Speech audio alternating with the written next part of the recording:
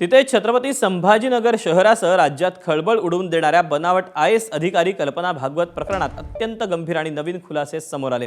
तोतया IAS अधिकारी कल्पना भागवत हिने पद्मश्री मिळवून देते म्हणून छत्रपती संभाजीनगर, अमरावती, हिंगोली, अहिल्यानगरच्या अनेक नेत्यांना फसवल्याची माहिती तपासातून समोर आली। तसंच नेत्यांकडून पैसे उकळल्याचीही माहिती समोर आली। कल्पना भागवत हिने नागपूरमधील एका नेत्याला राज्यसभेची ऑफर देत हे पैसे उकळले। या प्रकरणी पोलिसांनी कल्पना भागवतच्या संपर्कात असलेल्या 28 जणांना नोटीस दिल्यात। त्यामध्ये नागपूर विद्यापीठाचे माजी कुलगुरू आणि सध्या पुण्यात वास्तव्यास असलेल्या पठाण यांचाही समावेश आहे।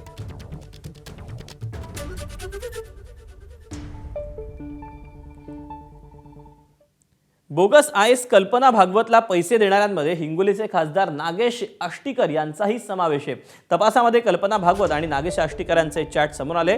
संवादावेळी कल्पनानं आपण रामभद्राचार्य यांच्या शिष्य असल्याचं सांगत आईच्या उपचारासाठी आष्टीकरांकडे पैशांची मागणी त्यांनी केली होती।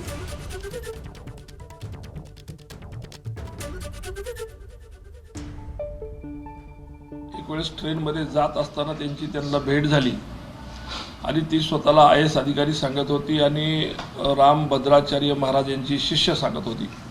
एकदा ते म्हणले मला की माझे मेडिकलची आता म्हणजे माझं सगळं झालंय आणि मला मेडिकलला बोलवत आहेत आणि साहेब म्हणे मी खूप अडचणीत आहे। मग एकदा तिथून त्यांना जाण्यासाठी येण्यासाठी व्यवस्था करून दिली, त्याच्यामध्ये एक 10,000 रुपये तेव्हा दिले आणि लास्ट ट्रान्झॅक्शन जे माझं दिलं म्हणजे खूपदा मग त्याची आई कुठंतरी खूप आजारी आहे, 1.5 लाख रुपये मला पाहिजेत, कसं तरी करून द्या।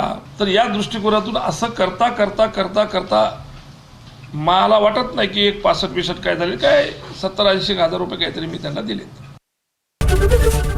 ABP माझा, उघडा डोळे बघा नीट।